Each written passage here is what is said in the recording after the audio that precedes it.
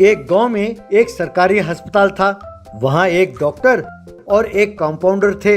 एक दिन डॉक्टर बहुत दुखी होकर बैठा था। ये देखकर कंपाउंडर, क्या बात है सर, आप इतने दुखी होकर क्यों बैठे हैं सर? तब डॉक्टर, क्या बताऊं भैया, हम दोनों का ट्रांसफर हो गया है। ये सुनकर कंपाउंडर, क्या बात कर रहे हैं सर, ट्रांसफर हो गया? ये तो बड़ी खुशी की बात है। आप खुश होने के बजाय इतने दुखी क्यों हैं? अरे इन गांव वालों की शक्ल देख देख कर ऊब गया हूँ सर। वही पुरानी बीमारियाँ, बस इनका रोना धोना। चलिए सर, चलते हैं। तब डॉक्टर, ये तुम सच कहते हो, लेकिन क्या करें, अब से हमारी जो नौकरी है ये नाव में होगा, यानी हमारा अस्पताल नाव में होगा। हमें नाव में सवार होकर गांव-गांव जाकर लोगों का फैमिली प्लानिंग ऑपरेशन करना होगा, इसीलिए दुखी हूँ। तब कंपाउंडर, चिंता की क्या बात है सर, अब दुखी क्यों हैं? आप देख रहे हैं ना कि हमारी आबादी कितनी बढ़ रही है। कहते हैं दुनिया में सबसे ज्यादा आबादी हमारी है। साफ लगता है कि हम लोगों के लिए बच्चे पैदा करने के अलावा और कोई काम है ही नहीं। अगर हमने इसे नहीं रोका तो वो दिन दूर नहीं जब अपने देश में खड़े होने के लिए भी जगह नहीं होगा। चलिए सर, जल्दी चलते हैं। कहकर जल्दी मचाने लगा।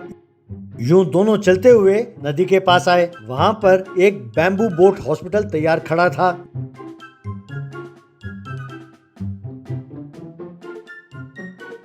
दोनों उस पे बैठकर नदी पार करते हुए एक गांव के पास पहुंचे।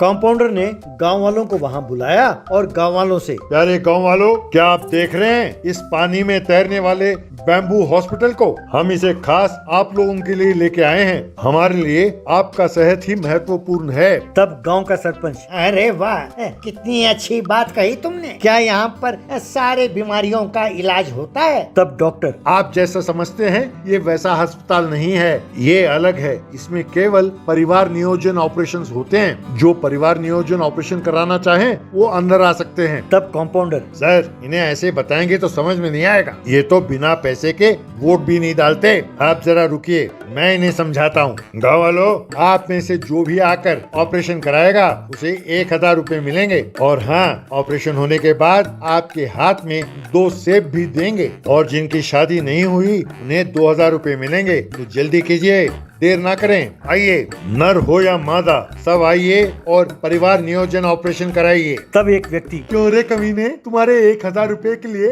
हम परिवार नियोजन ऑपरेशन कराएं? हैं? तुम्हारी ये हिम्मत? कहकर उन दोनों को पकड़कर खूब मारा और सब वहाँ से चले गए। इस तरह जहाँ भी वो उस नाव में जाते, लोग उन्हें पकड़कर खूब मारते। यूं कई महीने बीत गए। एक दिन दुबे नाम का युवक उस गांव में किसी काम से आया। वहाँ चाय की दुकान में बैठकर, बाप रे, ये पता ढूंढते ढूंढते मैं थक गया। अब भैया एक चाय पिलाना, मजेदार। उसके पास ही एक पहलवान बैठा था। वो कहकर इशारे में ही जरा हटने के लिए कहा। दुबे अपने मन में, बाप रे, लगता है कोई बड़ा गुंडा है। कहकर जरा हटकर बैठा। तभी एक छोटा सा लड़का आया और, ए पहलवान, तैयार हो मेरे साथ कुश्ती करने के लिए?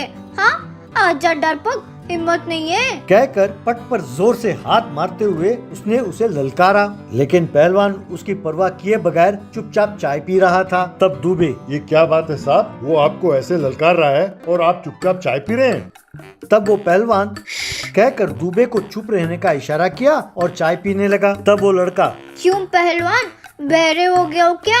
मेरी बात सुनाई नहीं देती? आजा मोटे सांड, मेरी तरफ देखो, देखो इधर। ऐसा कहा। तब दुबे, ये क्या पहलवान साहब, वो आपको बहरा सांड यूं ललकार रहा है और आप चुपचाप बैठे हैं, उसे कुछ कहते क्यों नहीं? तब भी वो पहलवान कहकर उसे चुप रहने का इशारा किया। तब उस लड़के ने एक पत्थर उठाया और, ए लड्डू कमीने, तू इशारा क्या कर रहा है? उठ निकम्मे, उठ। कहकर उसे पत्थर मारा। तब दुबे, ये सब क्या हो रहा है? वो आपको इतनी खरी खोटी सुना रहा है और आप चुपचाप बैठे हैं। तब पहलवान, मुझे सुनाई दे रहा है, लेकिन मैं चुप बैठा हूँ ना, तुम भी मेरी तरह चुपचाप बैठे रहो। तब वो लड़का, अरे ओ पहलवान, उससे क्या बात कर रहे हो? आ जाओ, चलो एक एक हाथ हो जाए। क्यों? तब दुबे, कैसे आदमी हो भाई तुम हैं? अरे तुम्हें लाज शर्म है कि नहीं? मैं तुम्हारी तरह नहीं हूँ, मैं ताने नहीं सुन सकता। एक छोटा सा लड़का इतना बकवास किए जा रहा है और तुम सुन रहे हो। अब तुम देखते जाओ मैं क्या करता हूँ उसे। कहकर उठने लगा। तब पहलवान ने उसका हाथ पकड़ा और अरे रहने दो भैया, रहने दो, उसकी बात छोड़ो, वो छोटा सा लड़का है, उसे छोड़ दो। ऐसा कहा। तब दुबे अरे हटो, छोड़ो मुझे, आज मैं उसकी खूब खबर लूंगा। कहकर खड़े होकर उस लड़के से, क्यों बच्चों, क्या बकवास करने जा रहे हो? तब वो लड़का, अरे तू बीच में कान से आ गया तिगड़मबाज, तुम मेरा कुछ नहीं उखाड़ सकते। ओए नमूने। कहकर वहाँ से भागने लगा। बस दुबे को बहुत गुस्सा आया। इस तरह दुबे उसके पीछे पीछे भागने लगा।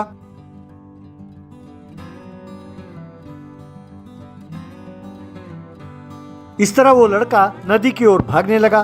दुबे भी उसके पीछे पीछे भागने लगा। वो लड़का बैम्बू हॉस्पिटल बोट में चढ़ा। दुबे भी उसके पीछे पीछे चढ़ा। वो लड़का जाकर डॉक्टर और कंपाउंडर के पास खड़ा हुआ। दुबे उस लड़के से, क्यों बच्चों, ऐसे क्या घूर रहे हो? डर गए? चुपचाप चलो मेरे साथ और उस पहलवान से माफी मांगो। तुम कहीं भी जाओ, मुझसे बच नहीं सकते बच्चों। यूं कहते ही डॉक्टर और कंपाउंडर ने मिलकर झट से दुबे को पकड़ लिया। तब वो लड़का, साहब, इसको मिलाकर पूरे 15 आदमी को लेकर आया हूँ मैं। आप सारा हिसाब कर लो और मेरे पैसे मुझे दे दो। कहकर वहाँ से चला गया।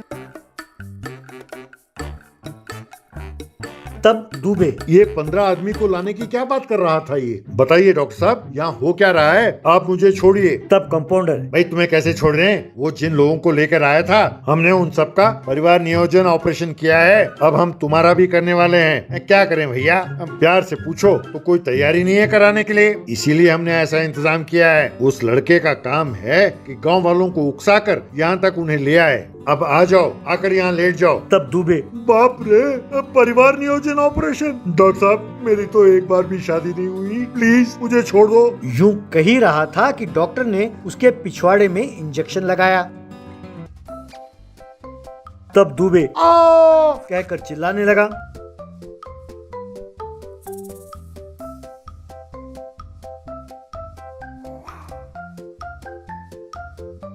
बाद में दुबे लंगड़ाते हुए गांव में, हाय रे, बाप रे, मेरी कमर। यूं कराहते हुए जा रहा था कि तभी उसके सामने पहलवान आया। क्यों भैया, वो लड़का तुम्हें सीधा वो बोट वाले अस्पताल ले गया ना? तब दुबे, हाँ सही कहा, वहीं ले गया।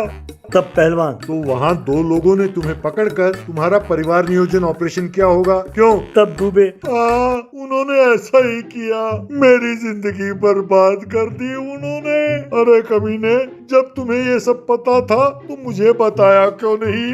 तब पहलवान, अरे तुमने मुझे बताने कब दिया? मैं तुम्हें चुप रहने के लिए कह रहा था, इसीलिए चाय की दुकान पर मैं उस लड़के की बातों पर ध्यान नहीं दे रहा था। लेकिन तुम कहाँ चुप रहे? अब देखो तुम्हारे साथ क्या हो गया। अब तो जिंदगी भर तुम्हारा कोई औलाद पैदा ही नहीं होगा। अब तो बस तुम ऐसी औरत ढूंढो जिसका पति गुजर गया हो और उसके बच्चे हों। ये सुनते ही दुबे गश खाकर गिर गया।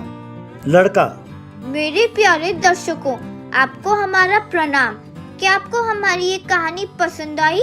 अगर पसंद आई तो लाइक बटन दबाइए और इसे शेयर कीजिए। और खाना खाते हुए कितने लोगों ने ये वीडियो देखा, ये भी कमेंट करके हमें बताइए। दोबारा फिर एक नए वीडियो के साथ आपके सामने आएंगे। नमस्ते।